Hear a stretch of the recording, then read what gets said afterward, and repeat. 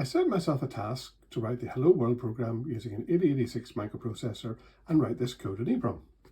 We left off in the last video and connected the EPROM to the breadboard, connecting the data and address lines, and it also added some logic to allow the EPROM to be addressable in the 8000 hex to FFFF range, and use this NAND gate to connect to the chip enable pin on the EPROM. Next, I'd like to check this is operating by adding code to the EPROM and then stepping through this code. However, to step through the code, I'm going to need a single clock pulse. So I have to return to my clock and reset circuit, and I've added a button to this clock and reset circuit.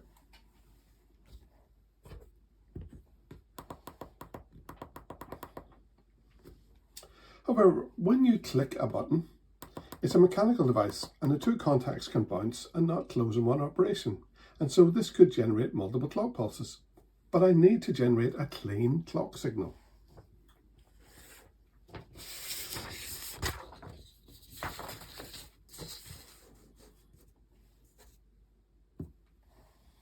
Here I have a button with one side connected to +5 through the 1K resistor and the other side connected to ground. However, when the contacts close, they don't close in one single clean contact.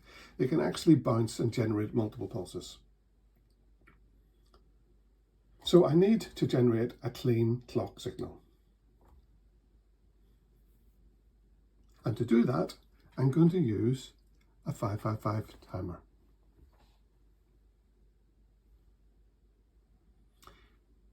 Here I have the button with one side connected to +5 via the 1K resistor, and when the button is closed, it pulls this point to ground. However, as I've said, this can generate multiple clock signals, but what I'm going to do is I'm going to connect this into the 555 timer and allow the 555 timer to generate a single clock pulse like this and clean clock pulse out on pin 3. So here we aren't generating a series of clocks as we did before when we use this circuit, but we're generating one single pulse. And it will generate a 0.1 second pulse or 100 milliseconds. And it does this via the resistor capacitor circuit, where the resistor is 1 megohm and the capacitor is a 0.01 microfarad. And this is called a monostable circuit. So what I need to do is add my 555 timer to the breadboard and connect this. So I'll start by adding my 555 timer and then connecting one side of the button to ground.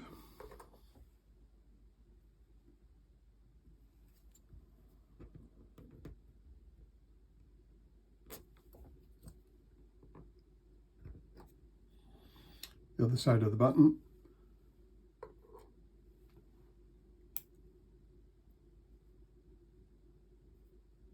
to +5 by the 1K resistor.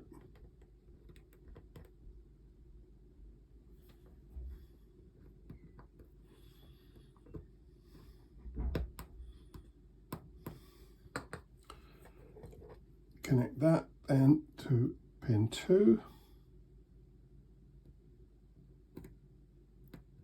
on the 555 timer.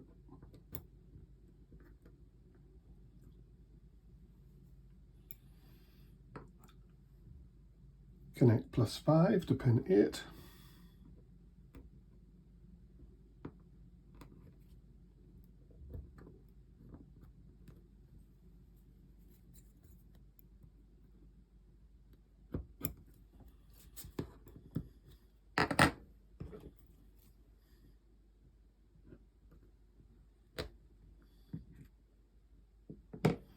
Connect the 1 meg resistor to +5 and pin 7. Connect the 0.1 microfarad capacitor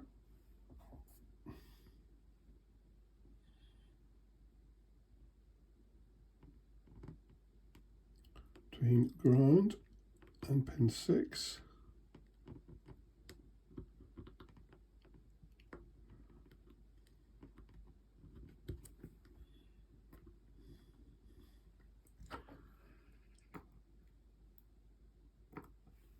connect 6 and 7 together.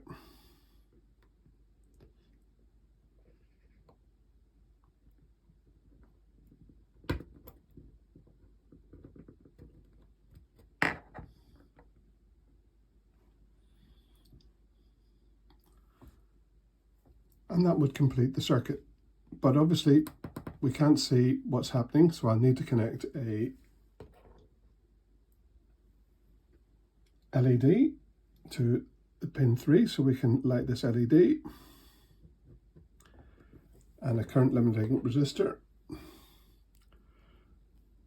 to ground, so to reduce the current through the LED. And finally we need to connect pin 1 to ground.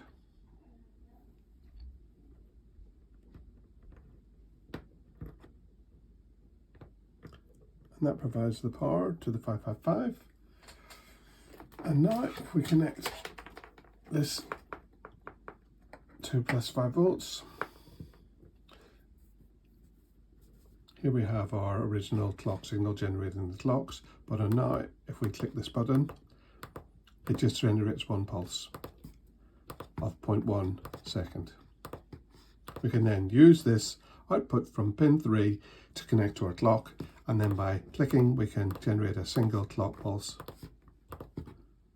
through the microprocessor circuit. Now I have my single clock pulse.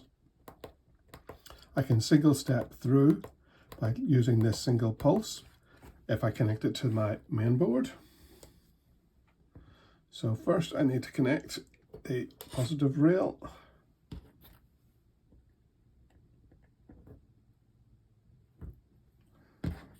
the negative rail, the reset to pin 21, and the clock goes to pin 19, which is in here on the CPU, to the output of the single clock pulse, which is pin 3 on the 555. But before I do that, the EPROM has a output enable on pin 22, which is active low, which I had connected to ground, but I'm now going to connect that to the read signal. The idea is when the processor then reads from the EPROM, that read signal, which is from pin 32, which is active low, will connect to this input on the EPROM and read the instruction that's sitting within the EPROM. So I'm going to take this line I had connected in here and connect this pin 22 in here,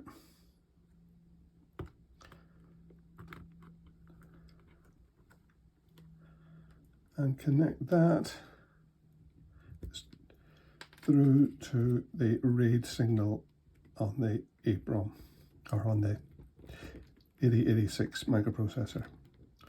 So now when it goes through the read cycle, this will go active low, and this is now connected to the active low output enable on the EPROM, and that should then read the instruction which is set upon the address lines on the latches and read the data on the data lines. And I connect this reset back in.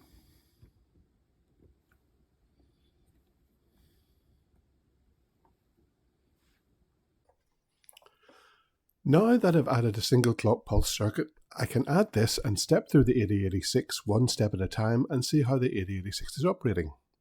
My plan is to add an LCD display to the circuit and then write code to display Hello World on that little display.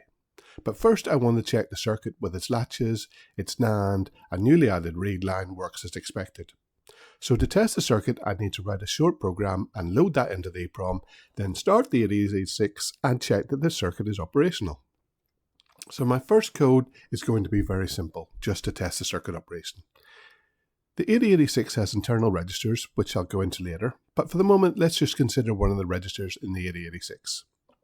It's an internal register within the 8086 itself, and it's these registers within the 8086 we can utilize to operate the 8086 and thus devise a program to communicate with devices such as the EPROM and the LCD display.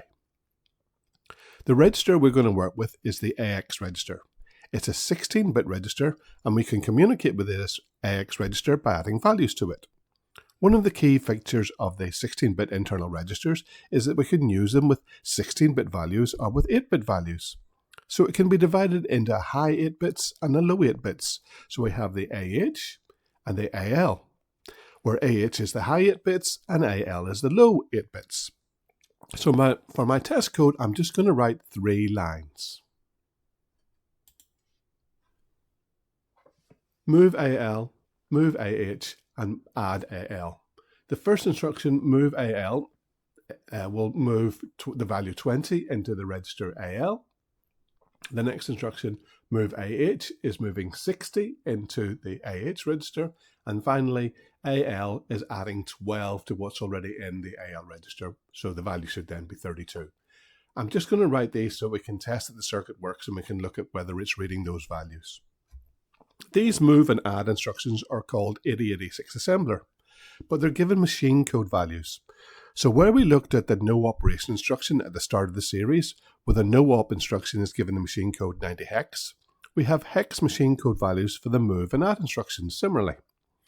When we write code in 8086 assembler like move or add, these are actually generated into machine code. So the 8086 reads these machine code values and knows these relate to assembler instructions.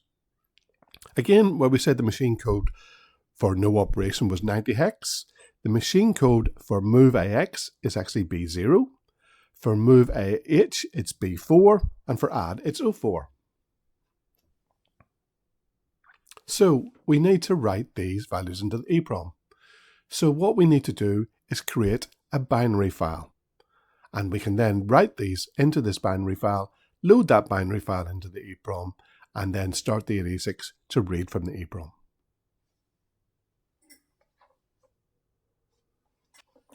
I now need to create a binary file and upload that binary file into my EPROM. To write a binary file, I'm using Visual Studio.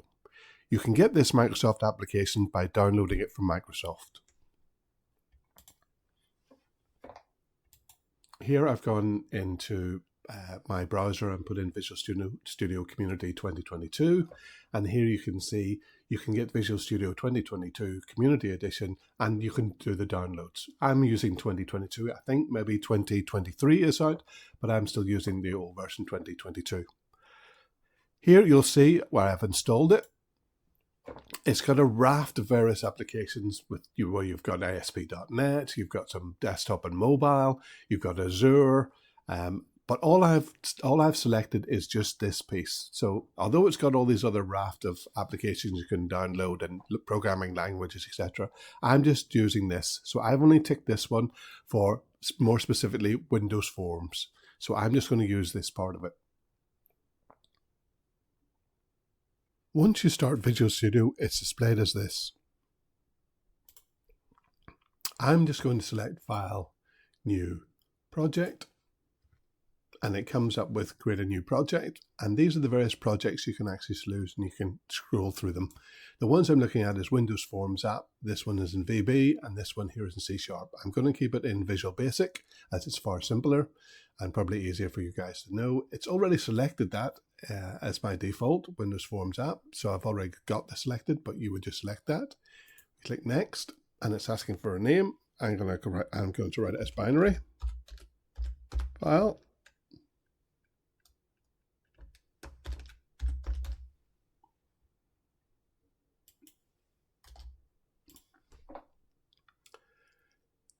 I'm going to give it the folder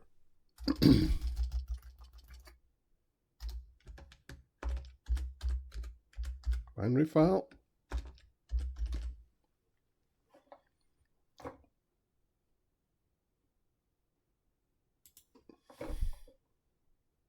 I click Next. It's asking me for the framework, which I'm going to use as .NET 6. Click on Create. and it then opens up and should display a Windows form.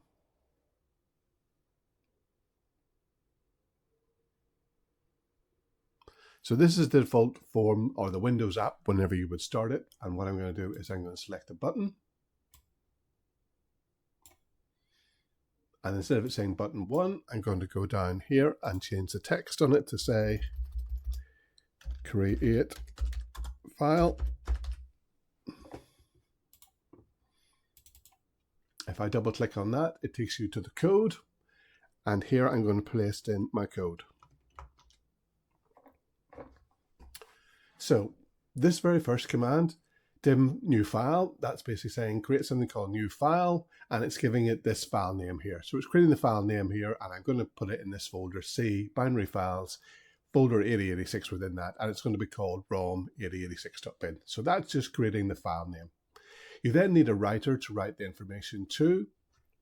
You then need an array of bytes, because eventually I'm going to load 65,535 bytes into my EPROM because it's 64K, and as we know, 64K is actually 65,535. But first of all, I'm going to declare a little string, and in that string, I'm going to fill that with 65,535 zeros. So that's what that's saying, is create a string of length 655. So in other words, 64K. This then will actually code that into my byte array. So now it will load all the string I created here with 65,535 zeros and put that into our byte. But we don't actually want to have zeros into EPROM. What I'd like to do is put the no-op. So we know the no-op command was hex 90. So all this is doing is going through every single byte, so 65,534, and putting in the value of hex 90. Then this is where I want to actually write my code. Now here we had actually the code that we wanted to do was move AL20, move A860, and add AL12. And this is where I'm writing the code here. Now the move AL instruction, that translates into B0 is machine code. The next line is 20, which is loading the 20. The next instruction here is move AH, and the machine code for move AH is B4. So I'm loading B4. Then it loads the value 60. And the next one is add AL12. And the actual command for AL12 is 04 or 4. So those are the machine codes I'm going to lose. Now, we know that when we start the 8086, the first thing it does is go to address FFFF0. So that's what we're going to do. That's why I'm putting this. So in other words, I've filled my array of 65,534 bytes. And at this location, FFF0, I'm going to put the first command, F1, F2, F3, F4. So effectively, I've got my 3 lines, move AL20, move A860, add AL20, and those go into those locations. So what should happen is if I then run this, and I click on this button, it should then run that code in behind that and create my file and come up with a little message box saying done. So now if I go to my folder and look in the folder, I should be able to see the file it's created. Now we have created the binary file. I'm going to use a program. This is called XG Pro, and it comes with my EPROM programmer, which is a TL8662+. So I select that. I've selected the chip that I'm going to use, and the chip here, you can have a selection of chips. The one I'm using obviously is the 27C512, and what I want to do is then load the file we just created. So I click on load. I then should be able to browse to the binary files 8086, and here we've created the ROM file. So if I click that and open, click OK, and now you can see, as I said to you, it had gone around and filled it all through with 90. So you'll see every single one of the 65,500 and whatever it was, i.e. the 64K has been full of the 90s. So if I scroll all the way down to the bottom, because what I want to do is look at the locations we wrote here. So these final locations, FFF0, FFF1, where we're putting in the B0, the 20, etc. So if I scroll all the way down to the bottom, Here we have the line starting FFF0, and here we have B0, 20, B4, 60, 04, 12, and then all the rest are all filled with 90s. So the whole thing was full of 90s, which is a no-op operation. But what should happen is when I reset the microprocessor to the 8086, it should then first point to that location here and read in the B020, B460, 0412, which as we know is the move AL20, move to H20, and those are just a little test file. So that's my file. I can then use this and click on the program once I've loaded the EPROM into my programmer and load that file into the EPROM.